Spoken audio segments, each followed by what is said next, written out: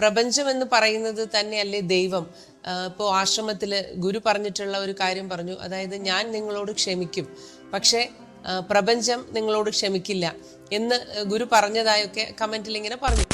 ഓരോ തലങ്ങൾക്കും ഓരോ ഒരു സ്വഭാവം എന്നുള്ളതാണ്.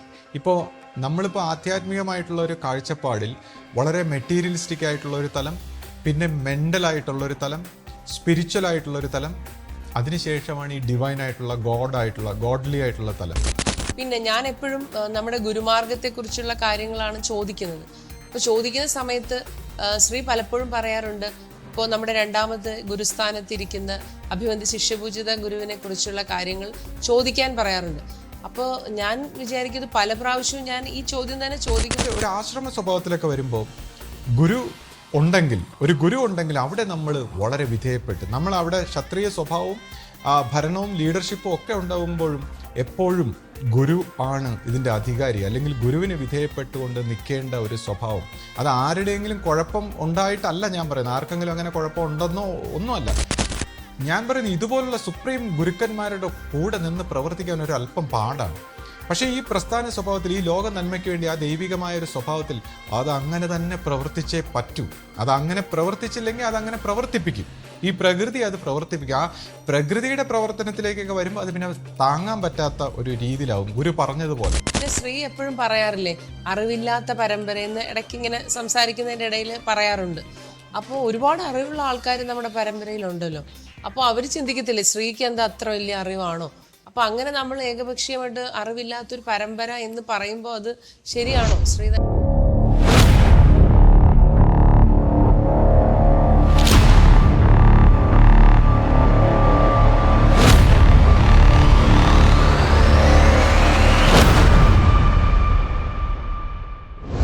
സദ്ഗുരുവേ ശരണം. എല്ലാവർക്കും ലൈഫ് ഡിവൈൻ്റെ പുതിയ എപ്പിസോഡിലേക്ക് സ്വാഗതം. കഴിഞ്ഞ വീഡിയോയിൽ നമ്മൾ ദൈവീകതയുമായി ബന്ധപ്പെട്ട കുറച്ച് കാര്യങ്ങളെക്കുറിച്ചാണ് നമ്മൾ സംസാരിച്ചത്. ദൈവീകതയുടെ പല തലങ്ങൾ, പ്രകൃതി, പ്രപഞ്ചം, അങ്ങനെ മാനസികവും മറ്റ് ദൈവികമായ രീതിയിലുള്ള പല കാര്യങ്ങളെക്കുറിച്ചുമാണ് നമ്മൾ കഴിഞ്ഞ വീഡിയോയിൽ ചർച്ച ചെയ്തത്. അപ്പോൾ ആ വീഡിയോ കണ്ടിട്ട് നമ്മുടെ ഒരു സുഹൃത്ത് വാട്സാപ്പിലൂടെ ഇങ്ങനെ ഒരു കമൻറ്റ്, ഒരു സംശയം ഇങ്ങനെ ചോദിച്ചു. അതായത് പ്രപഞ്ചം എന്ന് പറയുന്നത് തന്നെയല്ലേ ദൈവം. ഇപ്പോൾ ആശ്രമത്തിൽ ഗുരു പറഞ്ഞിട്ടുള്ള ഒരു കാര്യം പറഞ്ഞു, അതായത് ഞാൻ നിങ്ങളോട് ക്ഷമിക്കും, പക്ഷേ പ്രപഞ്ചം നിങ്ങളോട് ക്ഷമിക്കില്ല എന്ന് ഗുരു പറഞ്ഞതായൊക്കെ കമൻറ്റിൽ ഇങ്ങനെ പറഞ്ഞു.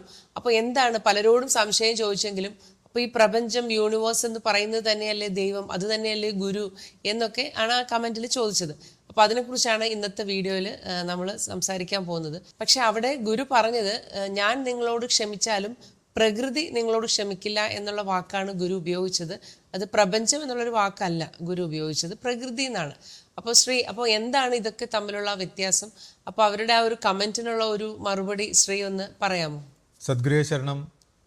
ആദ്യമായിട്ടിപ്പോൾ നമ്മുടെ വീഡിയോ കണ്ടതിന് ശേഷം ഇതുപോലൊരു കമൻറ്റ് വളരെ സൂക്ഷ്മമായിട്ടൊക്കെ കേട്ട് ഒരു കമൻറ്റ് ചോദിച്ചതിന് നന്ദി അറിയിക്കുന്നു. ഇപ്പോൾ ഈ വിഷയത്തെക്കുറിച്ച് നമുക്ക് ഡിസ്കസ് ചെയ്യാം. പക്ഷേ അതിനോടൊപ്പം തന്നെ ഞാനൊരു കാര്യം പറയട്ടെ.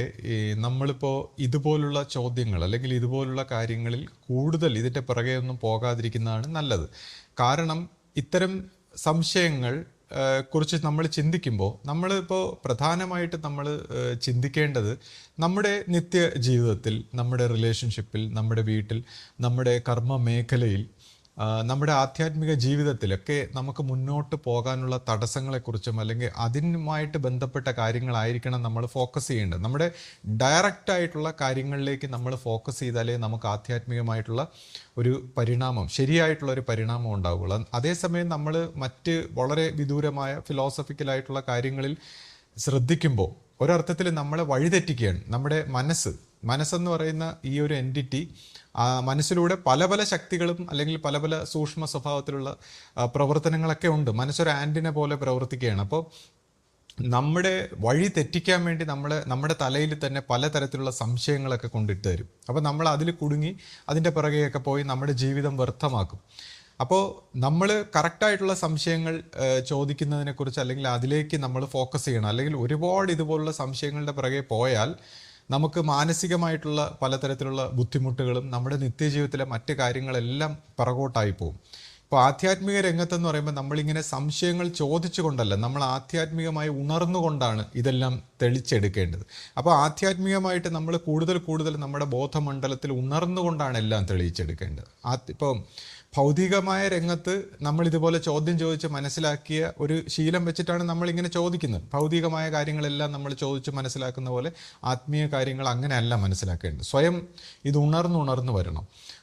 ഇപ്പോൾ നമ്മളിപ്പോൾ ഒരു പൂവിനെ കുറിച്ച് ആധ്യാത്മികമായിട്ടാണെങ്കിൽ ആ പൂവുമായിട്ട് ഒന്നായി ചേർന്ന് ലയിച്ച് ആ ഒരു സ്നേഹം കൊണ്ട്, ആ ഒബ്സർവേഷൻ കൊണ്ട് നമ്മുടെ ഹൃദയത്തിൽ അതുമായിട്ട് ചേർന്നുകൊണ്ടുള്ളൊരു അനുഭവമുണ്ട്. അങ്ങനെ എന്ത് കാര്യമാണോ നമ്മൾ ഒബ്സർവ് ചെയ്യുന്നത് അതുമായിട്ട് ചേർന്നുകൊണ്ടാണ്. ഇപ്പോൾ യൂണിവേഴ്സ് എന്താണെന്ന് അറിയണമെങ്കിൽ യൂണിവേഴ്സുമായിട്ട് നമ്മൾ ചേരണം. ദൈവം എന്താണെന്ന് നമുക്കറിയണമെങ്കിൽ ദൈവം എന്ന് പറയുന്ന ആ തലവുമായിട്ട് നമ്മൾ ലയിച്ച് ചേരണം. അപ്പോൾ നമ്മളെല്ലാം അതുമായിട്ട് ലയിച്ച് ചേർന്ന് ഉണർന്നുകൊണ്ടാണ് ആത്മീയമായ അറിവുകൾ ശേഖരിക്കേണ്ടത്. അങ്ങനെ ആകുമ്പോൾ മാത്രമേ നമുക്ക് ശരിയായിട്ടുള്ളൊരു കാഴ്ചപ്പാടുണ്ടാവും. അങ്ങനെ ആകുമ്പോൾ മാത്രമേ നമുക്കൊരു എളിമയുണ്ടാവും. മറ്റത് മനസ്സുകൊണ്ട് നമ്മളിങ്ങനെ നേടുമ്പോൾ ഇതെല്ലാം ഇങ്ങനെ നേടുന്ന അറിവ് ഇങ്ങനെ നേടുന്നതായിട്ട് നമുക്ക് തോന്നും, പക്ഷേ ഒരിക്കലും നമ്മുടെ സംശയം തീരില്ല. അപ്പോൾ അതുകൊണ്ടാണ് ഗുരുവിൽ ഇങ്ങനെ പറഞ്ഞിട്ടുള്ള, ഗുരു സംശയങ്ങൾ തീർക്കുകയല്ല ജീവിതത്തിൻ്റെ ലക്ഷ്യം. മനസ്സിൻ്റെ സംശയങ്ങൾ ഇങ്ങനെ അത് തീർത്തുകൊണ്ടിരുന്നാലും ഒന്നിന് പുറകെ ഒന്നായിട്ട് ഇങ്ങനെ വന്നുകൊണ്ടിരിക്കും. നമ്മളിങ്ങനെ ഒരു നെറ്റ്വർക്കിൽ കുടുങ്ങിപ്പോകും. നമ്മൾ ഒരിക്കലും ആധ്യാത്മികമായിട്ടുള്ള കാര്യങ്ങളാണെന്ന് വിചാരിച്ചുകൊണ്ട് നമ്മൾ അറിയാതെ തന്നെ ഇങ്ങനെ ഒരു മനസ്സിൻ്റെ നെറ്റ്വർക്കിലായിപ്പോൾ നമ്മുടെ ഈ ഉണരാനുള്ള അവസരത്തെ തടുക്കാൻ വേണ്ടിയുള്ള മനസ്സിൻ്റെ ഒരു ചതിയാണിത്. ഇത്തരത്തിലുള്ള ഓവറായിട്ടുള്ള സംശയങ്ങൾ നമ്മളിങ്ങനെ ചോദിച്ചുകൊണ്ടിരിക്കുന്നത്. അപ്പോൾ എന്തായാലും നമ്മളിപ്പോൾ ഈ കാര്യത്തിലേക്ക് കടക്കുമ്പോൾ ഈ ചോദിച്ച യൂണിവേഴ്സ് തന്നെയല്ലേ ദൈവം, അത് തന്നെയല്ലേ ഗുരു, അത് തന്നെയല്ലേ എല്ലാം എന്നൊക്കെ പറഞ്ഞ് നമ്മളിപ്പോൾ ഒരു ചോദിച്ചു. ഇപ്പോൾ എല്ലാം ഒന്നല്ലേ എന്ന് നമ്മൾ ചോദിക്കുമ്പോൾ, ഇപ്പോൾ ഒരു ഉദാഹരണമായിട്ട് നമ്മളിപ്പോൾ നോക്കി, ഇപ്പോൾ നമ്മൾ ഭൂമിയെ എടുത്തു കഴിഞ്ഞാൽ ഭൂമിയിലുള്ള മനുഷ്യരും അതിലുള്ള സസ്യലതാദികളും അതിലുള്ള രാജ്യങ്ങളും മതങ്ങളും ഇനി ലോഹങ്ങളും പെട്രോളും കൽക്കരിയും എല്ലാം നമ്മളിപ്പോൾ ഒരു സൂക്ഷ്മമായ ഒരു തലത്തിൽ നോക്കിയാൽ പിന്നെ ഭൂമി മാത്രമേ ഉള്ളൂ.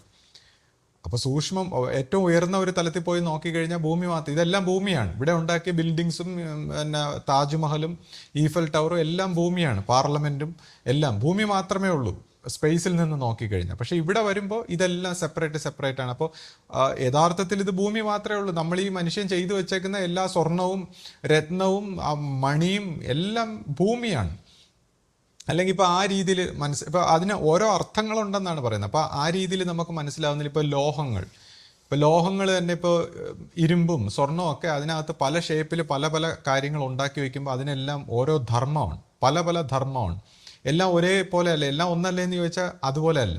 അതുപോലെ ഇപ്പോൾ നമ്മളിപ്പോൾ നമ്മുടെ ഈ നീതിന്യായ വ്യവസ്ഥയെക്കുറിച്ച് ചിന്തിച്ചാൽ, ഇപ്പോൾ നമ്മൾ കോടതി എല്ലാത്തിനും ശരിയും തെറ്റിൻ്റെയും ഇത് നോക്കിയിട്ട് ശിക്ഷ വിധിക്കും, അല്ലെങ്കിൽ ശരിക്ക് ഇത് വിട്ടുകൊടുക്കും.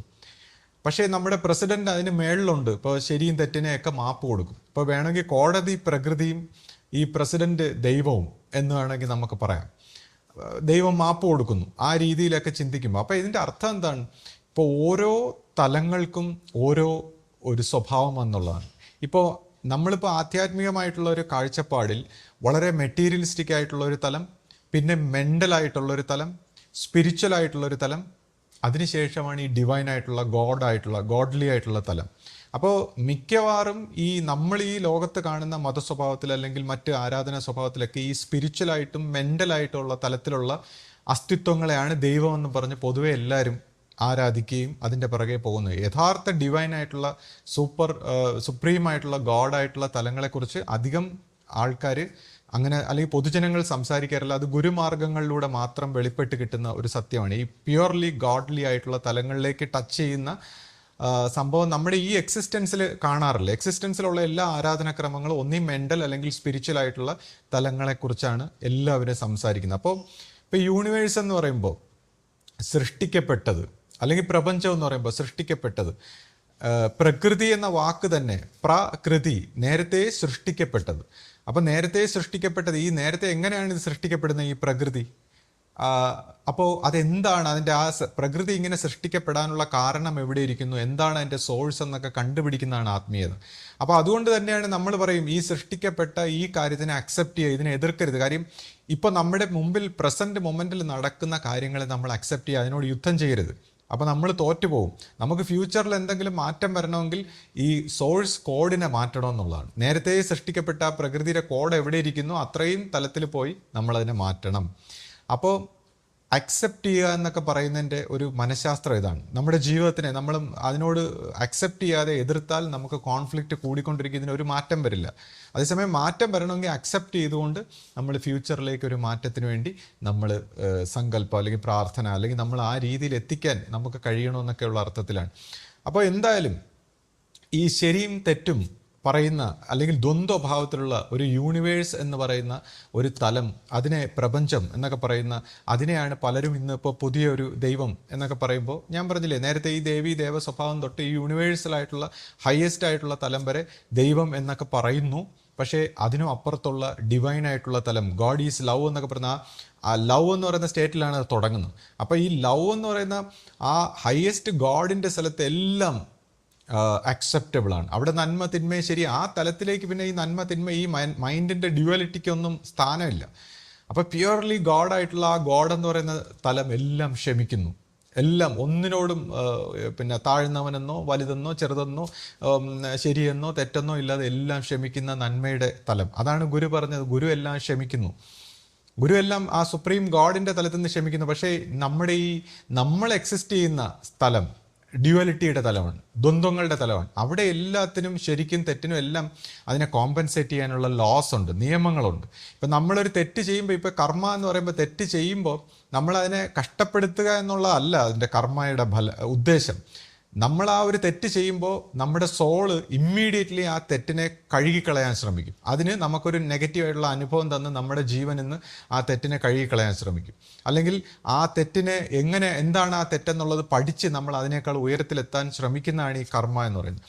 അതുപോലെ പോസിറ്റീവായിട്ടുള്ള ഒരു കാര്യം ചെയ്താൽ ഇമ്മീഡിയറ്റ്ലി അതിൻ്റെ പുണ്യത്തെ ഒരു പോസിറ്റീവ് അനുഭവം തന്ന് നമ്മളിൽ നിന്ന് സ്വതന്ത്രമാക്കും. അപ്പോൾ ജീവൻ ഇതിനെ സ്വതന്ത്രമാക്കാൻ, ഇതിനെ കഴുകിക്കളയാനാണ് ഈ ശിക്ഷാ നടപടികളോ അല്ലെങ്കിൽ നല്ലതായിട്ടുള്ള നടപടികളോ ചെയ്യുന്നത്. അപ്പം നമ്മൾ എക്സിസ്റ്റ് ചെയ്യുന്ന ലോകം, നമ്മൾ ഏത് തലം വരെ ഉയർന്നിട്ടുണ്ടോ ആ തലത്തിലെ ലോ നമ്മളിൽ ആപ്ലിക്കബിൾ ആവും. നമ്മളിപ്പോൾ ഏത് തലത്തിലേക്ക് ഉയർന്നിട്ടുണ്ടോ ആ തലത്തിലുള്ള നിയമങ്ങൾ നമ്മളിൽ ആപ്ലിക്കബിൾ. ഇപ്പോൾ നമ്മൾ ദൈവികമായിട്ടുള്ള ഡിവൈൻ ആയിട്ടുള്ള സുപ്രീം സ്റ്റാറ്റസിലേക്ക് വരുന്ന അവിടുത്തെ ലോയാണ് പിന്നെ നമ്മുടെ ലൈഫിൽ ആപ്ലിക്കബിൾ ആവുന്നത്.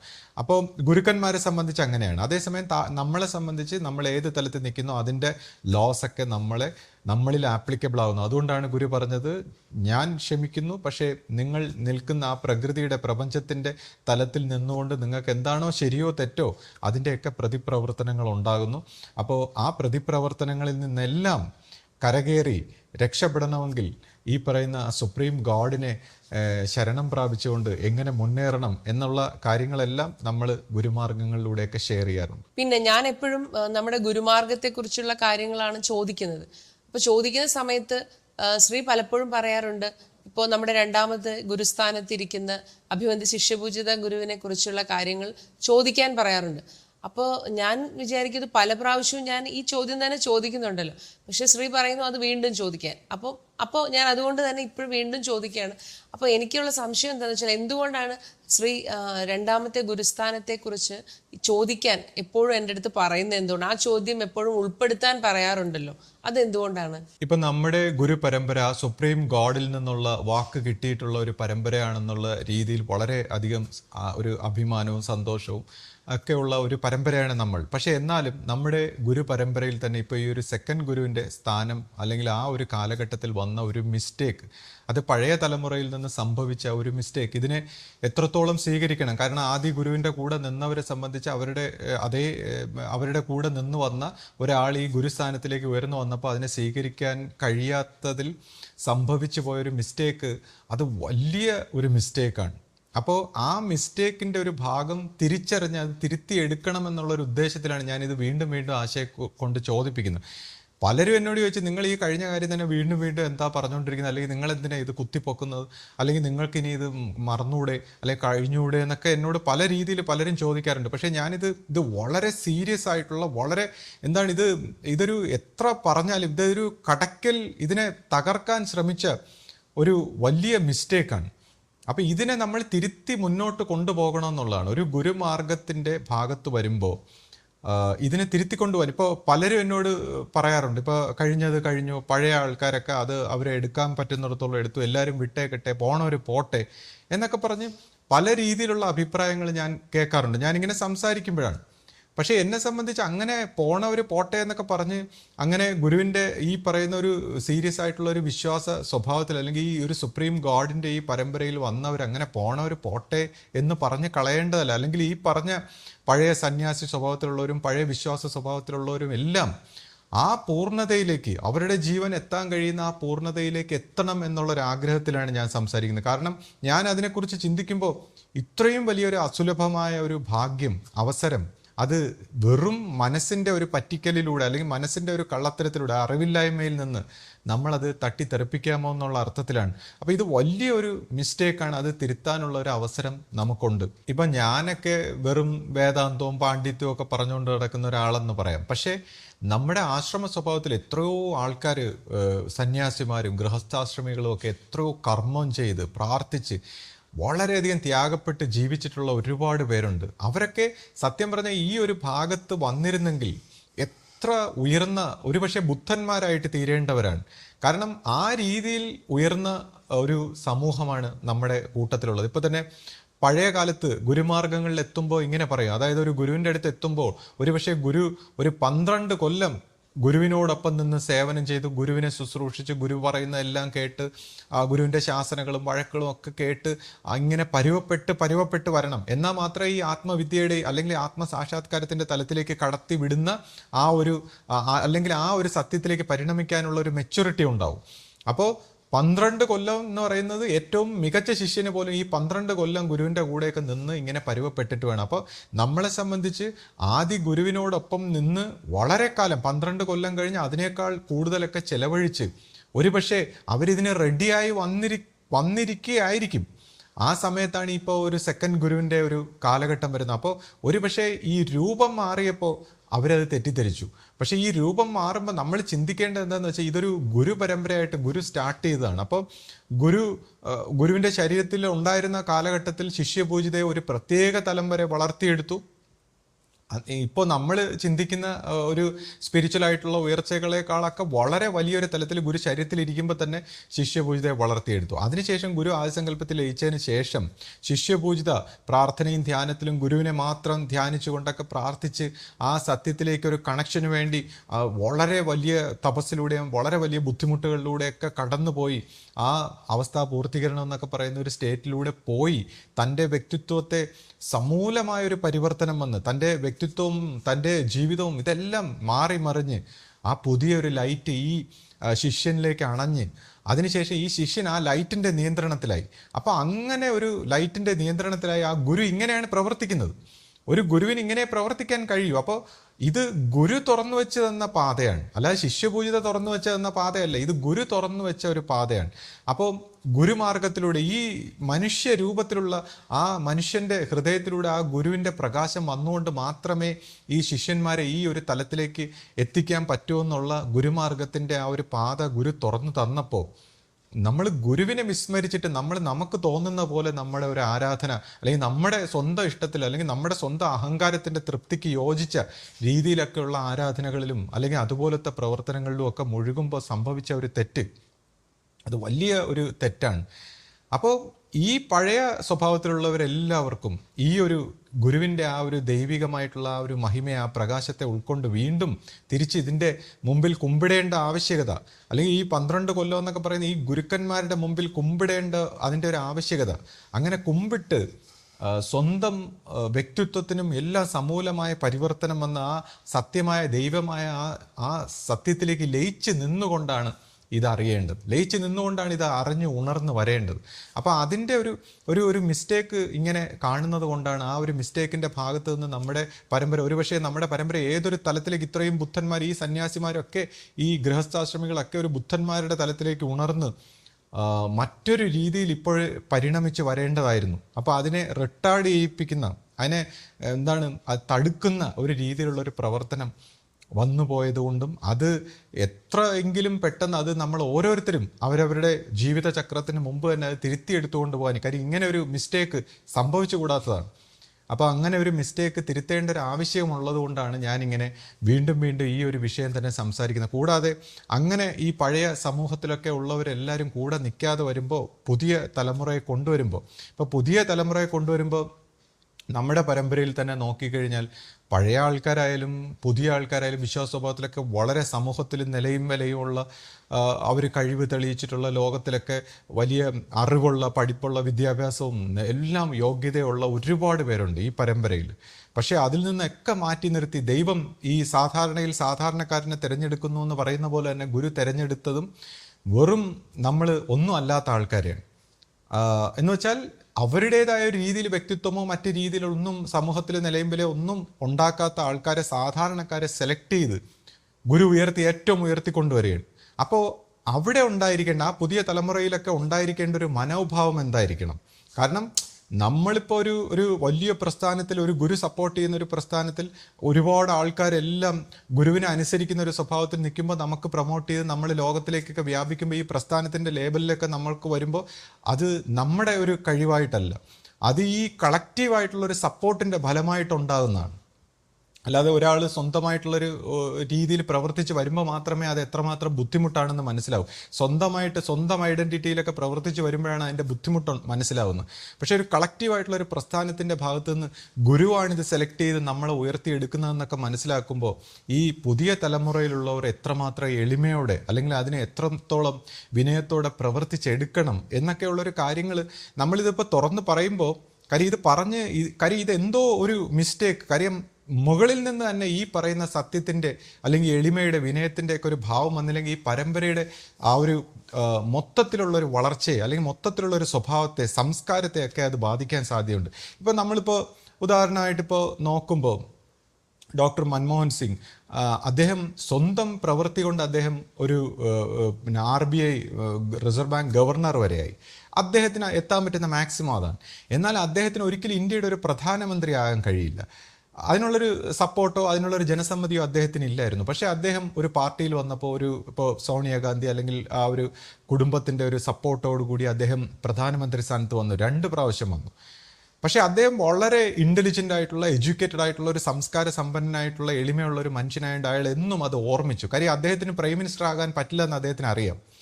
അദ്ദേഹത്തെ പ്രൈം മിനിസ്റ്ററാക്കി വെച്ചത് ആരാണ്, അല്ലെങ്കിൽ ആ ഒരു നേതൃത്വ സ്ഥാനത്തിനെ എന്നും അദ്ദേഹം മാനിച്ചു, അദ്ദേഹം കുമ്പിട്ട് തന്നെയാണ് നിന്നത്. അപ്പോൾ അതുകൊണ്ട് തന്നെ അദ്ദേഹത്തെ ഒരു ബലഹീനനായിട്ട് ഒരു സമൂഹത്തിൽ കുറച്ച് പേരെങ്കിലും കാണാറുണ്ട്. കാരണം പക്ഷേ അദ്ദേഹത്തിൻ്റെ ഒരു, സത്യം പറഞ്ഞാൽ അദ്ദേഹത്തിൻ്റെ ഒരു പൊളൈറ്റ്നെസ് ആണ്, അദ്ദേഹത്തിൻ്റെ ഒരു എഡ്യൂക്കേഷൻ സംസ്കാരമാണ് അദ്ദേഹത്തെ കൊണ്ട് അങ്ങനെ ചെയ്യിച്ചത്. മറ്റൊരാളായിരുന്നു, ഒരു പക്ക പൊളിറ്റീഷ്യൻ ആയിരുന്നെങ്കിൽ സ്ഥാനം കിട്ടിക്കഴിയുമ്പോഴത്തേക്ക് ഈ തന്ന ആളിനെയൊക്കെ മറന്ന് ചവിട്ടി തേച്ച് അടുത്ത ആളിനെയൊക്കെ പാര വെച്ച് പുതിയ ആൾക്കാരെയൊക്കെ തൻ്റെ കീഴിൽ കൊണ്ടുവന്ന് മറ്റുള്ളവരെയൊക്കെ പുറത്താക്കിയിട്ട് അത് നേടിയെടുത്തനായിരുന്നു. അതിൻ്റെ യഥാർത്ഥ നേതൃത്വ സ്ഥാനം തട്ടിയെടുത്തനായിരുന്നു. പക്ഷേ അദ്ദേഹം അവസാനം വരെയും ഒരു ഭൃത്യനെ പോലെ തന്നെ നിന്നു. അത് അദ്ദേഹത്തിൻ്റെ എഡ്യൂക്കേഷൻ. പക്ഷേ ഒരു പൊളിറ്റിക്സിൽ അങ്ങനെയല്ല നിൽക്കേണ്ടത്. പൊളിറ്റിക്സിൽ തീർച്ചയായിട്ടും നിങ്ങളൊരു പൊളിറ്റീഷ്യനായിട്ട് സ്വയം നേതൃത്വ നിരയിലേക്ക് വന്നാൽ മാത്രമേ നമുക്ക് പലപ്പോഴും നിയന്ത്രിച്ച് ഈ രാജ്യത്തെ എല്ലാത്തിനെയും പൊളിറ്റിക്സിൽ ക്ഷത്രിയ സ്വഭാവം കാണിച്ച് നമ്മൾ നേതൃത്വത്തിൽ വരണം. പക്ഷേ അദ്ദേഹം ഒരു പൊളിറ്റീഷ്യൻ അല്ല, അദ്ദേഹം ഹൈലി ഇൻ്റലിജൻ്റ് ആയിട്ടുള്ളൊരു, നല്ല എഡ്യൂക്കേറ്റഡ് ആയിട്ടുള്ള ഒരു വ്യക്തിയാണ്. അദ്ദേഹത്തിൻ്റെ സ്വഭാവമാണ് അദ്ദേഹം കാണിച്ചത്. പക്ഷേ ഒരു ആശ്രമ സ്വഭാവത്തിലൊക്കെ വരുമ്പോൾ ഒരു ഗുരു ഉണ്ടെങ്കിൽ അവിടെ നമ്മൾ വളരെ വിധേയപ്പെട്ട്, നമ്മൾ അവിടെ ക്ഷത്രിയ സ്വഭാവവും ഭരണവും ലീഡർഷിപ്പും ഒക്കെ ഉണ്ടാകുമ്പോഴും എപ്പോഴും ഗുരു ആണ് ഇതിൻ്റെ അധികാരി, അല്ലെങ്കിൽ ഗുരുവിന് വിധേയപ്പെട്ടുകൊണ്ട് നിൽക്കേണ്ട ഒരു സ്വഭാവം. അത് ആരുടെയെങ്കിലും കുഴപ്പം ഉണ്ടായിട്ടല്ല ഞാൻ പറയുന്നത്, ആർക്കെങ്കിലും അങ്ങനെ കുഴപ്പം ഉണ്ടെന്നോ ഒന്നുമല്ല.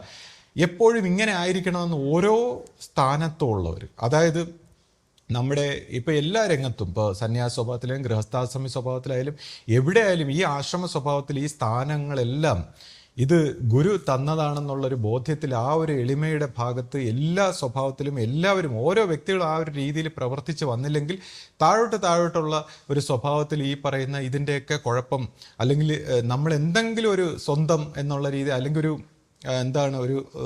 നമ്മുടെ ഒരു അഹങ്കാരമോ അല്ലെങ്കിൽ എന്തെങ്കിലും ഒരു സ്വഭാവത്തിലോ ഒരു ലുക്കിലോ നടത്തത്തിലോ പെരുമാറ്റത്തിലോ ഒക്കെ വരുമ്പോൾ അത് പരമ്പരയെ മൊത്തത്തിൽ ബാധിച്ച് പലരുടെയും വിശ്വാസങ്ങളെ ബാധിക്കാനും ചോദ്യം ചെയ്യാനും സംശയം ഉണ്ടാക്കാനും ഒക്കെ പല രീതിയിലുള്ള കുഴപ്പങ്ങളൊക്കെ ഉണ്ടാക്കാൻ ഒരു ആശ്രമ സ്വഭാവത്തിൽ സാധ്യതയുണ്ട്. അപ്പോൾ ആശ്രമ സ്വഭാവത്തിൽ ഗുരുവാണ് ആ ഒരു പരമാധികാരി, അത് ഗുരുവിൻ്റെ സ്വഭാവത്തിലാണ് എല്ലാമെന്നെല്ലാം എല്ലാവരെയും ബോധ്യപ്പെടുത്തേണ്ട ഒരു കടമ നമുക്ക് ഓരോരുത്തർക്കും ഉണ്ട്.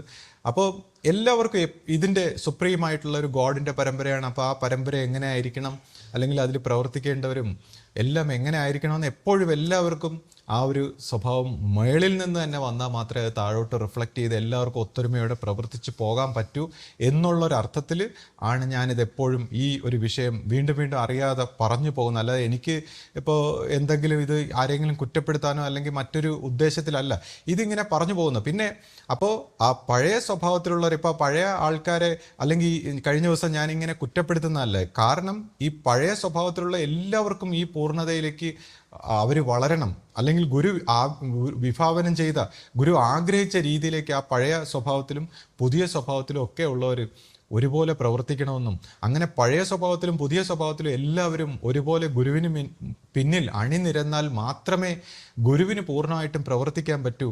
എല്ലാവരെയും പഴയ സ്വഭാവത്തിലും പുതിയ സ്വഭാവത്തിലും ഉള്ളവരുടെ സ്വഭാവത്തിലൊന്നും ഒരു മാറ്റവും വരാതെ പ്രവർത്തിക്കാൻ ഗുരുവിന് പൂർണ്ണമായിട്ടും പ്രവർത്തിക്കണമെങ്കിൽ, ഇപ്പോൾ ഉദാഹരണമായിട്ട് ഇപ്പോൾ എൻ്റെ ചെറുപ്പത്തിൽ ഇപ്പോൾ 2002 മുതൽ 2007 കാലഘട്ടം വരെ ഇപ്പോൾ ശിഷ്യപൂജിതയോടൊപ്പം അടുത്ത് പ്രവർത്തിക്കാൻ എനിക്ക് സാധിച്ചിട്ടുണ്ട്. അതായത് എപ്പോഴും സംസാരിക്കാനും പോയി കണ്ട് പറയാനൊക്കെ. അപ്പോൾ ആ ഒരു കാലഘട്ടത്തിൽ ഞാൻ മനസ്സിലാക്കി, ഇപ്പോൾ ശിഷ്യപൂജിത ഒരു രീതിയിൽ നമുക്ക് മാനിപ്പുലേറ്റ് ചെയ്യാൻ കഴിയില്ല. ശിഷ്യപൂജിത എന്ന് പറയുമ്പോൾ ഗുരു ഉദ്ദേശിച്ച രീതി മാത്രം പ്രവർത്തിക്കുന്ന ഒരു സ്വഭാവമാണ്.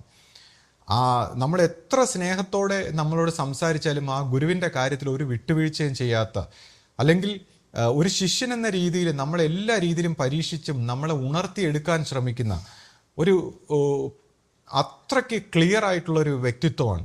അപ്പോൾ ആ വ്യക്തിത്വത്തിനോടൊപ്പം ഞാൻ ശ്രദ്ധിച്ചത് എന്താണെന്ന് വെച്ചാൽ, ആ വ്യക്തിത്വത്തിനോടൊപ്പം പ്രവർത്തിക്കാൻ അത്ര ഈസിയൊന്നും അല്ല. ഒന്നും വെച്ചാൽ ഒരു ഗുരുവിനോടൊപ്പം ക്ലോസ് ആയിട്ടുള്ള ശിഷ്യന്മാർക്ക് അങ്ങനെ അത്ര ഈസി ആയിട്ട്, കാര്യം ഇത്രയും ക്ലാരിറ്റിയുള്ള എല്ലാ കാര്യങ്ങളെയും തിരിച്ചറിയുന്ന, അല്ലെങ്കിൽ ഈ പറയുന്ന ഗുരുവിൻ്റെ ഒരു പാത്തിൽ തന്നെ പോകുന്ന ആ ഒരു വ്യക്തിത്വത്തിൻ്റെ കൂടെ പ്രവർത്തിക്കുന്ന അത്ര ഈസിയല്ല. അപ്പോൾ അതിൽ വെള്ളം ചേർത്ത് കളയാൻ സാധ്യതയുണ്ട്. കൂടെ നിൽക്കുന്നവരെ പോലും ഉള്ളവർക്ക് വെള്ളം ചേർത്ത്, കാര്യം ഗുരു ശരീരത്തിലുണ്ടായിരുന്ന സമയത്ത് തന്നെ പ്രവർത്തിക്കുന്ന അന്നത്തെ ആൾക്കാർ അവർ പറയും, ഗുരു അങ്ങനെയൊക്കെ പറയും, പക്ഷേ ഇത് ശിഷ്യന്മാരുടെ കടമയാണ് എന്നൊക്കെ പറഞ്ഞ് ഗുരു പറയുന്നതിൽ വെള്ളം ചേർക്കുന്ന ആൾക്കാർ പണ്ട് തന്നെ ഉണ്ടായിട്ടുണ്ട്. അവർ തന്നെയാണ് പിൽക്കാലത്ത് ശിഷ്യപൂജ അനുസരിക്കാതെ വന്നതും. അപ്പോൾ ഞാൻ പറയുന്നത്, ഇതുപോലുള്ള സുപ്രീം ഗുരുക്കന്മാരുടെ കൂടെ നിന്ന് പ്രവർത്തിക്കാൻ ഒരു അല്പം പാടാണ്. പക്ഷേ ഈ പ്രസ്ഥാന സ്വഭാവത്തിൽ, ഈ ലോക നന്മയ്ക്ക് വേണ്ടി ആ ദൈവികമായ ഒരു സ്വഭാവത്തിൽ അത് അങ്ങനെ തന്നെ പ്രവർത്തിച്ചേ പറ്റൂ. അതങ്ങനെ പ്രവർത്തിച്ചില്ലെങ്കിൽ അതങ്ങനെ പ്രവർത്തിപ്പിക്കും. ഈ പ്രകൃതി അത് പ്രവർത്തിപ്പിക്കും. ആ പ്രകൃതിയുടെ പ്രവർത്തനത്തിലേക്കൊക്കെ വരുമ്പോൾ അത് പിന്നെ താങ്ങാൻ പറ്റാത്ത ഒരു രീതിയിലാവും, ഗുരു പറഞ്ഞതുപോലെ. അപ്പം അതുകൊണ്ട് ആ പ്രകൃതിയുടെ ഒരു പ്രവർത്തനത്തിലേക്കൊന്നും വരാതെ നമ്മൾ ഗുരു പറഞ്ഞ കാര്യങ്ങൾ കറക്റ്റായിട്ട് വെള്ളം ചേർക്കാതെ അത് ചെയ്യാനും പ്രവർത്തിച്ചെടുക്കാനും, ഈ ഇതിൻ്റെ അധികാര സ്വഭാവത്വം ഓരോരുത്തരും പ്രവർത്തിക്കുന്നവരും ഒക്കെ അവനവൻ്റെ വ്യക്തി ജീവിതത്തിലുള്ള ബലഹീനതകളെയും കുറവുകളെയും കുറിച്ചൊന്നും അല്ല ഞാൻ പറയുന്നത്. അതൊക്കെ മനുഷ്യ സഹജമായ കുഴപ്പങ്ങളൊക്കെ ഉണ്ട്. പക്ഷേ ആശ്രമ സ്വഭാവത്തിലുള്ള ഈ കാര്യങ്ങളിൽ ആ ഗുരുവിൻ്റെ നിശ്ചയത്തെ പൂർണ്ണമായും വെള്ളം ചേർക്കാതെ നടപ്പാക്കാനൊക്കെ നമുക്ക് ഓരോരുത്തർക്കും കഴിയണം. അപ്പോൾ അതെല്ലാം ഈ ഗുരു എന്ന് പറയുന്ന ആ സത്യത്തിനെ എത്രത്തോളം ഡെഡിക്കേറ്റ് ചെയ്ത് അതിൻ്റെ പൂർണ്ണതയിൽ എടുക്കുന്നു എന്നതിനെ ആശ്രയിച്ചാണ് ഇരിക്കുന്നത്. ആ ഗുരു എന്ന് പറയുന്ന ആ സത്യത്തിനെ, ആ ഗുരു പരമ്പരയിൽ ഗുരു എക്കാലവും ഉണ്ട്. അത് അതാത് കാലത്തെ ഗുരുക്കന്മാരിലൂടെ, ആ ഗുരുവിൻ്റെ ഹൃദയത്തിലൂടെ, കണ്ണുകളിലൂടെ, കാതുകളിലൂടെ ഗുരു അതിനെ പ്രവർത്തിക്കുകയാണെന്നുള്ള ബോധ്യത്തിൽ ഇത് എടുത്തില്ലെങ്കിൽ പിന്നെ അത് ശരിയായിട്ട് പ്രവർത്തിക്കില്ല. അപ്പോൾ അത് വളരെ വലിയ ഒരു മിസ്റ്റേക്കാണ്. അത് എത്ര പറഞ്ഞാലും അത് ആ ഭാഗത്ത് നമ്മൾ വളർന്നു വന്നില്ലെങ്കിൽ അത് ശരിയാകില്ല. അതുകൊണ്ടാണ് അത് പറയുന്നത്. ഇപ്പം ഞാനത് ഒരു വ്യക്തി എന്ന രീതിയിലല്ല, വ്യക്തി എന്ന രീതിയിൽ എനിക്ക് എത്രത്തോളം ചെയ്യാൻ പറ്റിയില്ല എന്നുള്ളതല്ല. ഇത് സംസാരിക്കുമ്പോൾ ആ തെളിച്ചത്തിൽ നിന്ന് ഞാനത് സംസാരിക്കണം, അതിൻ്റെ കാര്യം പറയുകയാണ്. ഞാനെന്ന വ്യക്തിക്കൊന്നും ഒരു പ്രാധാന്യമില്ല. അപ്പോൾ അതുകൊണ്ടാണ് ഞാൻ വീണ്ടും ആ കാര്യം ഇങ്ങനെ വീണ്ടും പറയാനും ആശയം കൊണ്ട് ചോദിക്കാനും പറയിക്കാനും ഒക്കെ ശ്രമിക്കുന്നത്. പിന്നെ ശ്രീ എപ്പോഴും പറയാറില്ലേ, അറിവില്ലാത്ത പരമ്പരയെന്ന് ഇടയ്ക്ക് ഇങ്ങനെ സംസാരിക്കുന്നതിൻ്റെ ഇടയിൽ പറയാറുണ്ട്. അപ്പോൾ ഒരുപാട് അറിവുള്ള ആൾക്കാർ നമ്മുടെ പരമ്പരയിലുണ്ടല്ലോ.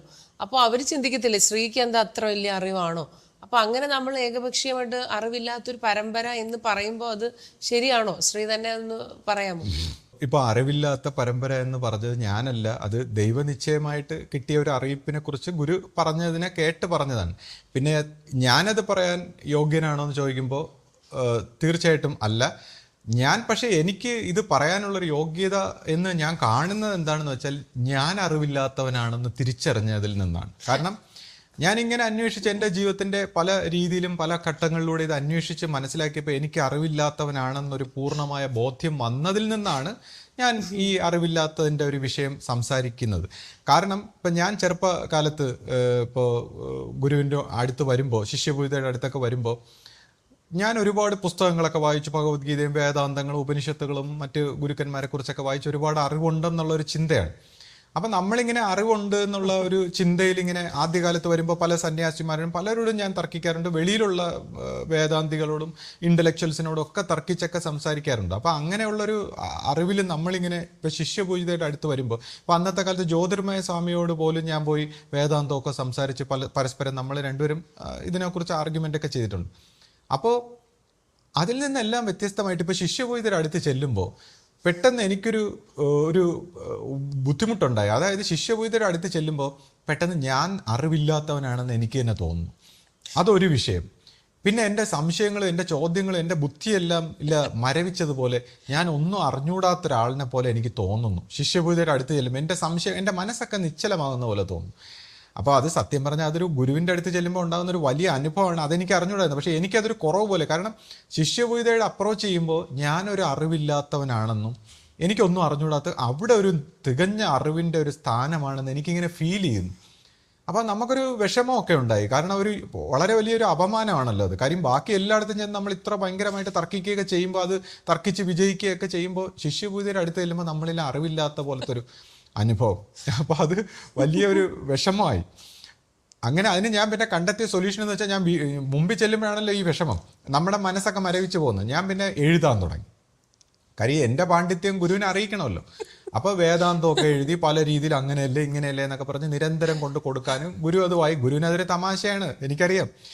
അപ്പോൾ ഗുരു ഇതെല്ലാം വായിച്ചു നോക്കുന്നുണ്ട്. ഇടയ്ക്ക് അവന് ഒന്ന് എഴുതി കൊണ്ടുവന്നില്ലെന്ന് അന്വേഷിക്കുക. അപ്പോൾ പിൽക്കാലത്ത് ഞാൻ ഇതേപോലെ കുറേ നാളൊക്കെ എഴുതി കഴിയുമ്പോൾ എനിക്ക് സംഭവം പതുക്കെ ചില അനുഭവങ്ങളും ഗുരുവായിട്ട് ബന്ധപ്പെട്ട് ചില അനുഭവങ്ങളൊക്കെ വന്നു തുടങ്ങിയോടെ എനിക്ക് മനസ്സിലായ സംഭവം ഇത് നമ്മുടെ കയ്യിൽ നിൽക്കുന്ന ഒരു കാര്യങ്ങളല്ല. നമ്മൾ തന്നെ നാച്ചുറലി വളരെ ഹമ്പിളായി ഗുരുവിൻ്റെ മുമ്പ് വിധേയപ്പെട്ട് വന്നു. അപ്പോൾ ഗുരു ഒരു ദിവസം തമാശയോട് ചോദിക്കുന്നു, ഇപ്പം നീ ഒന്ന് എഴുതിക്കൊണ്ടൊന്ന് പരിധിച്ചു. ഞാൻ പറഞ്ഞു, ഗുരു എന്നോട് ക്ഷമിക്കണേ, എനിക്ക് മാപ്പ് തരണേ എന്നൊക്കെ പറഞ്ഞ് ഞാൻ പാദ നമസ്കാരമൊക്കെ ചെയ്തു. അപ്പോൾ ഗുരു സന്തോഷമായിട്ട് എന്നെ പറഞ്ഞു വിട്ടു. അപ്പോൾ എന്താണ് നമ്മുടെ ഒരു അറിവെല്ലാം ഈ അറിഞ്ഞതൊക്കെ വെറും ഈ സെക്കൻഡ് ഹാൻഡ് നോളജാണ്. ഈ ബുദ്ധിപരമായി നമ്മൾ നേടിയതും ഈ മനസ്സുകൊണ്ട് മനസ്സിലാക്കിയതൊന്നും അറിവല്ല എന്ന് നമുക്ക് ഗുരുവിൻ്റെ മുമ്പ് ചെന്നപ്പോൾ മനസ്സിലായി. ഇപ്പം ഈ അടുത്ത കാലത്ത് ഒരു ദിവസം ഞാൻ എൻ്റെ ഒരു സുഹൃത്ത്, അതായത് ഒരു പഴയ വിശ്വാസിയാണ്, എൻ്റെ പ്രായത്തിലുള്ള അദ്ദേഹം, ഗുരുവിനെ കുറേ കാലങ്ങൾ കാണാതെയൊക്കെ ഇരുന്നതിന് ശേഷം പിന്നെ വന്നപ്പോൾ എൻ്റെ അടുത്ത് പറഞ്ഞു, ഗുരുവിനോട് എനിക്കൊരു കാര്യം സംസാരിക്കണം, നീ ഒന്ന് ചോദിക്കുമോ എന്നൊക്കെ ചോദിച്ചു. അപ്പോൾ ഞാൻ പറഞ്ഞു, ഞാൻ ചോദിക്കാം, നിനക്ക് വേണ്ടി ഞാൻ ചോദിക്കാം എന്ന് പറഞ്ഞ് അവനെയും കൊണ്ട് ഞാൻ ഗുരുവിൻ്റെ അടുത്ത് ചെല്ലുമ്പോൾ, ഗുരുവിൻ്റെ അടുത്ത് ചെന്ന് ശിഷ്യപൂജിതയുടെ മുമ്പിൽ ഇങ്ങനെ നിൽക്കുമ്പോൾ ഞാനിങ്ങനെ ചോദിക്കാൻ പോയപ്പോൾ തന്നെ അവൻ അറിയാതെ തന്നെ അവനങ്ങ് ചോദിച്ചു അവൻ്റെ കാര്യം. അപ്പോൾ ഗുരുവും അവനും തമ്മിൽ സംസാരിക്കുന്നു. അപ്പോൾ ഞാൻ പെട്ടെന്ന് ഞാനിങ്ങനെ അവിടെ ചാരി ഇങ്ങനെ അങ്ങ് നിൽക്കുകയും, പെട്ടെന്നില്ല നമ്മൾ പടങ്ങളിൽ കണ്ടിട്ടുള്ള ഉണ്ണിക്കണ്ണനൊക്കെ ഇങ്ങനെ ചാരി നിൽക്കുന്ന ഒരു പടമൊക്കെ നമ്മൾ കണ്ടിട്ടുള്ള ഞാൻ ഒരു നിമിഷം അങ്ങനെ അങ്ങ് ആയിപ്പോയി. ഒരു കൊച്ചു കുട്ടിയെ പോലെ വേറൊരു ലോകത്തിൽ പോയി. ഈ ഗുരുവും അവനും സംസാരിക്കുന്നത് നോക്കിക്കൊണ്ട് അവിടുത്തെ എന്തോ സാധനമൊക്കെ എടുത്ത് നോക്കിക്കൊണ്ട് ഞാനിങ്ങനെ നിൽക്കുന്നു. നമ്മളൊരു കൊച്ചു കുട്ടിയായിപ്പോയി പെട്ടെന്ന്. എന്നിട്ട് പെട്ടെന്ന് ഞാൻ കണ്ണു തുറന്നു, അയ്യോ അവിടുത്തെ സന്യാസിമാരും എല്ലാം ആ പരിസരമൊക്കെ ബോധം ഓർമ്മിച്ച് ഞാൻ വീണ്ടും തിരിച്ച് എൻ്റെ ബോധത്തിലേക്ക് വന്നപ്പോൾ നമ്മൾ തിരിച്ചിങ്ങ് വന്നു. പക്ഷേ അപ്പോഴാണ് എനിക്ക് മനസ്സിലായി, ഗുരുവിൻ്റെ അടുത്ത് ചെല്ലുമ്പോൾ നമ്മളിൽ ഒരു ഉണ്ണിയായി പോകുന്നു, കൊച്ചു കുട്ടി എന്ന് പറഞ്ഞാൽ എന്താണ്. അപ്പോൾ ഇവിടെയാണ് ജീസസ് പറഞ്ഞത്, be child like to enter the kingdom of God. അപ്പോൾ ഞാൻ ആദ്യകാലം മുതലേ ശിഷ്യപൂജിതരുടെ അടുത്ത് വരുമ്പോൾ ഈ ഒന്നും അറിഞ്ഞിടാത്തതും കൊച്ചുകുട്ടിയെ പോലെ ആയി പോകുന്നതും സത്യം പറഞ്ഞാൽ അത് ചൈൽഡ് ലൈക്ക് ആയാലേ കിങ്ഡം ഓഫ് ഗോഡിലേക്ക് എൻ്റർ ചെയ്യാൻ പറ്റൂ. അപ്പോൾ സത്യം പറഞ്ഞാൽ ഈ ഗുരുവിൻ്റെ പ്രഭാവം അത്രയ്ക്ക് വലുതാണ്. നമ്മൾ അവിടുത്തെ ചെല്ലുമ്പോൾ തന്നെ നമ്മൾ ചൈൽഡ് ലൈക്ക് ആക്കുന്നു. അത് ഏറ്റവും നല്ലതാണ്. പക്ഷെ അതുപോലും നമുക്ക് അറിഞ്ഞുകൂടാന്നുള്ളത്. നമ്മുടെ ഈഗോയിസ്റ്റിക് സ്റ്റേറ്റിൽ നിൽക്കുമ്പോൾ ഈ ഗുരുവിൻ്റെ അടുത്ത് ചെല്ലുമ്പോൾ നമ്മൾ ചൈൽഡ് ലൈക്ക് ഒരു ഉണ്ണിയെ പോലെ ആയിപ്പോകുന്നത് നല്ലതാണെന്നും, അങ്ങനെ വേണം നമ്മൾ ആ കിങ്ഡം ഓഫ് ഗോഡിലേക്ക്, അല്ലെങ്കിൽ ആ ശാന്തിയുടെ, സമാധാനത്തിൻ്റെ, സ്നേഹത്തിൻ്റെയൊക്കെ വഴിയിലേക്ക് പരിണമിക്കേണ്ടതെന്ന് നമുക്കറിഞ്ഞൂടാ. അപ്പം ഞാനിതുപോലെ ഒന്നും അറിഞ്ഞിടാത്തവനും ഒരു ഉണ്ണിയെപ്പോലെയും ഒരു കൊച്ചുകുട്ടിയെപ്പോലെയും ഒക്കെ മനസ്സിലാക്കിയപ്പോൾ പിന്നെ ഒരു അനുഭവത്തിൻ്റെ വെളിച്ചത്തിൽ വരുമ്പോൾ നമ്മൾ ഈ ലോകത്തിലെ എല്ലാ അറിവുകളും, നമ്മൾ ലോജിക് എന്ന് പറയുന്നത് നമ്മുടെ ഒരു ബുദ്ധി എന്ന് പറയുന്നത് നേരത്തെ പ്രീ കൺസീവ്ഡ് ആയിട്ടുള്ള നമ്മുടെ ബ്രെയിനിൻ്റെ ഒരു ആക്ടിവിറ്റിയുടെ ഭാഗമാണ് നമ്മുടെ ലോജിക്ക്. അതുമായിട്ട് കമ്പയർ ചെയ്തിട്ടാണ് നമ്മൾ ലോജിക് എന്ന് പറയുന്നത്. പൊയറ്റിക്കായിട്ട് നമ്മൾ പല സൂക്ഷ്മമായിട്ടുള്ള, ഇപ്പോൾ ഈ ലോകത്തിൽ പൊയറ്റിക്കായിട്ടുള്ള എക്സ്പ്രഷനിൽ സൂക്ഷ്മ സ്വഭാവങ്ങളെയും സൂക്ഷ്മ രൂപികളെയും എല്ലാ തലങ്ങൾക്കും ഒരു രൂപമുണ്ട്. ആ രൂപികളെയൊക്കെ കാണുമ്പോൾ ആ ബുദ്ധിമാന്മാരെ കളിയാക്കും. പക്ഷേ ഈ രണ്ട് തരത്തിലുള്ള ബ്രെയിൻ എക്സ്പ്രഷനിലൂടെയാണ് നമ്മൾ ഈ ലോകത്തിനെ കോംപ്രിഹെൻഡ് ചെയ്യുന്നത്. പക്ഷേ ഇത് രണ്ടും പ്രീ പ്രോഗ്രാംഡ് ആണ്. നമ്മൾ ആ പ്രീ പ്രോഗ്രാമിൻ്റെ അടിമയാണ്, നമുക്ക് അറിഞ്ഞുകൂടാ. അപ്പോൾ യഥാർത്ഥത്തിലുള്ള അറിവ് നേടുന്ന ഈ ചിത്തവൃത്തി നിരോധനം, ഈ രണ്ട് ബ്രെയിനിനെ സ്റ്റോപ്പ് ചെയ്ത് സെൻസസിനെ എല്ലാം ഫ്രീ ആയിട്ട് വേണം സത്യമായിട്ടുള്ളൊരു ഇതിലേക്ക് വരാൻ. അപ്പോൾ അതിലേക്കുള്ള മെച്യൂരിറ്റി എത്താത്ത നമ്മൾ ഈ പ്രീ പ്രോഗ്രാംഡ് ആയിട്ടുള്ള ഈ അറിവിലാണ് നമ്മൾ കയറി പിടിച്ചിരിക്കുന്നത്. അപ്പോൾ ഈ അറിവിൽ നിന്നെല്ലാം ഇതെല്ലാം സെക്കൻഡ് ഹാൻഡ് ആണെന്നും ഈ പൊയറ്റിക് ആയിട്ടുള്ളതും ലോജിക്കലായിട്ടുള്ളതും റാഷണൽ ആയിട്ടുള്ള ഇതെല്ലാം സെക്കൻഡ് ഹാൻഡ് നോളജാണ്, ഇതൊന്നും സത്യത്തിലേക്ക് നയിക്കുന്നതല്ല, ഇതൊരു പറ്റിക്കലാണ് എന്ന് നമ്മൾ മനസ്സിലാക്കുമ്പോൾ ആദ്യമായിട്ട് നമ്മൾ അറിവില്ലാത്തവനാണ്, ഇഗ്നോറൻ്റ് ആണ് നമ്മൾ തിരിച്ചറിയേണ്ടത്. അപ്പോൾ ഇവിടെയാണ് ആ ഏറ്റവും ഇൻ്റലിജൻ്റ് ആയിട്ടുള്ള സോക്രട്ടീസ് പറഞ്ഞത് എനിക്കൊന്നും അറിയില്ല, ഇതാണ് എൻ്റെ അറിവ്. അപ്പോൾ ഈ ഒന്നും അറിയില്ല എന്നുള്ള അറിവിലേക്ക് എത്തുക എന്ന് പറയുന്നതിന് വളരെയധികം എനർജിയുടെയും ഇൻ്റലിജൻസിൻ്റെയും ആവശ്യമുണ്ട്. അതായത് ഈ ഒരു ഗുരുവിൻ്റെ ഒരു കാരുണ്യം തന്നെ കിട്ടണം. ഗുരുവിൻ്റെ അടുത്ത് ചെന്ന് ഗുരുവിൻ്റെ ആ ഒരു ലൈറ്റ് കിട്ടുമ്പോൾ നമുക്ക് മനസ്സിലാവും ഒന്നും അറിഞ്ഞുകൂടാ, അത്രയും എനർജി ആവശ്യമുണ്ട്. നമുക്ക് അത്രയും എനർജി നമ്മുടെ ഉള്ളിൽ വന്നാൽ മാത്രമേ നമുക്ക് സാക്ഷിയായിട്ട് നമ്മൾ ഈ ബ്രെയിൻ ആക്ടിവിറ്റിയെ മൊത്തം കണ്ടിട്ട് നമുക്ക് ഒന്നും അറിഞ്ഞൂടാ, ഇത് സെക്കൻഡ് ഹാൻഡാണ്, ഇത് മനസ്സുകൊണ്ട് തോട്ട്സ് കൊണ്ട് ചിന്തിച്ചും പറഞ്ഞും കാൽക്കുലേറ്റ് ചെയ്ത് വെച്ചേക്കുന്നതാണ്, നമുക്ക് യഥാർത്ഥത്തിൽ ഒന്നും അറിഞ്ഞൂടാ. ആ ഒന്നും അറിഞ്ഞൂടാത്ത സ്റ്റേറ്റിൽ നിന്നാണ് ഉയർന്ന തലത്തിലേക്ക് നമ്മൾ പെനിട്രേറ്റ് ചെയ്യേണ്ടത്. അപ്പോൾ ഇതൊരു ഗുരുവിൻ്റെ ഒരു കാരുണ്യം കൊണ്ട് കിട്ടുന്നതാണ്. അപ്പോൾ ഈ ഒരു തലത്തിലാണ് ഞാൻ ഒന്നും അറിഞ്ഞൂടാന്ന് പറഞ്ഞത്. അതുകൊണ്ടായിരിക്കണം ദൈവം ഒന്നും അറിഞ്ഞൂടാത്തവരെ സെലക്ട് ചെയ്തത്. കാര്യം ഒന്നും അറിഞ്ഞൂടാത്തവരെ പെട്ടെന്ന് ബൈപ്പാസ് ചെയ്ത് ദൈവത്തിൻ്റെ തലത്തിലേക്ക് എത്തിക്കാമെന്നുള്ള ഒരു ഉദ്ദേശത്തിലായിരിക്കാം ദൈവം ഒന്നും അറിഞ്ഞൂടാത്ത നമ്മളെ സെലക്ട് ചെയ്ത്. അത് നമ്മുടെ ഒരു അംഗീകാരമാണ്. ഈ ഒന്നും അറിഞ്ഞൂടാന്ന് പറയുന്നത് നമ്മുടെ ഒരു കഴിവാണ്. അത് പലരും അപമാനമായിട്ട് എടുത്തു, അതൊരു ക്വാളിറ്റിയാണ്. ഇവിടെ നിന്ന് വേണം സ്പിരിച്വലായിട്ട് ഉയരേണ്ടത്. പക്ഷേ നമ്മുടെ പരമ്പരയെ പോലെ ഈ ഒന്നും അറിഞ്ഞൂടാത്തതെന്ന് പിന്നീട് അവർ ഇൻ്റലക്ച്വലായിട്ട് ബുദ്ധിപരമായിട്ടുള്ള അറിവിൻ്റെ പിറകെയാണ്. ഗുരു പറഞ്ഞു കൊടുത്ത തന്നെ, ഗുരു പറഞ്ഞു കൊടുത്തതും ഗുരുവാണികളും എല്ലാം വായിച്ചിട്ട് അതിനെ ബുദ്ധിപരമായി സെക്കൻഡ് ഹാൻഡ് നോളജാക്കി വെച്ചിട്ട് ഗുരു പറഞ്ഞതിനെ തെറ്റായിട്ട് ധരിച്ചിട്ട് അതിൻ്റെ സാക്ഷാത്കാരത്തിൻ്റെ അതിൻ്റെ ഭാവനയുടെയൊക്കെ പിറകെയാണ് നമ്മുടെ പരമ്പരയിൽ പോലും സംഭവിച്ചത്. അപ്പോൾ ഈ ഒന്നും അറിഞ്ഞിടാത്തവരെ ഗുരു എന്താണ് ആ സത്യത്തിലേക്ക്, കിങ്ഡം ഓഫ് ഗോഡിലേക്ക് വലിച്ചു പൊക്കിക്കൊണ്ട് പോകാൻ, ബൈപ്പാസ് ചെയ്ത് കൊണ്ടുപോകാൻ വേണ്ടി സെലക്ട് ചെയ്ത നമ്മൾ ഭാഗ്യവാന്മാരായ നമ്മൾ ഈ അറിവിൻ്റെ സെക്കൻഡ് ഹാൻഡ് ആയിട്ടുള്ള അറിവിൻ്റെ പിറകെയാണ്. ഈ അറിവിൻ്റെ പിറകെയുള്ള പരക്കം പാച്ചിൽ, ഈ അഹങ്കാരത്തിനെ തൃപ്തിപ്പെടുത്താനുള്ള, താനൊരു കേമനാണെന്ന് തെളിയിക്കാനുള്ള മനസ്സിൻ്റെ ആ കള്ള കുടില തന്ത്രങ്ങളുടെ ഒന്നും പിറകെ പോകാതെ ഈ സംസാരങ്ങളും ഈ പ്രഭാഷണങ്ങളും ഈ ബുദ്ധിപ്രക്ഷാളനങ്ങളും ഈ ഗദ്യങ്ങളും പദ്യങ്ങളും ഇതെല്ലാം അതാത് തലങ്ങളിൽ നല്ലതാണ്, കേട്ടിരിക്കാനൊക്കെ കൊള്ളാം. പക്ഷെ അതിൻ്റെ അടുത്ത തലത്തിലേക്ക് പോകാൻ ഇതൊന്നും ഉപകരിക്കില്ല എന്ന് മനസ്സിലാക്കി, ഇതൊരു അറിവില്ലായ്മയാണെന്ന് മനസ്സിലാക്കി ആ ഗുരുവിൻ്റെ മുമ്പ് കുമ്പിട്ടുകൊണ്ട് നമുക്ക് അറിവില്ലായ്മയുടെ ആ എളിമയോടെ വളരാനും സത്യത്തിലേക്ക് പരിണമിക്കാനും ഒക്കെ ഉള്ള വഴിയാണ്. അപ്പോൾ ആ അർത്ഥത്തിലാണ് ഞാൻ ഒരു പരിഹാസമായിട്ടല്ല പറയുന്നത്, കളിയാക്കാനോ പുച്ഛിക്കാനോ അല്ല, അത് വലിയൊരു യോഗ്യതയാണ് അറിവില്ലാത്തത്.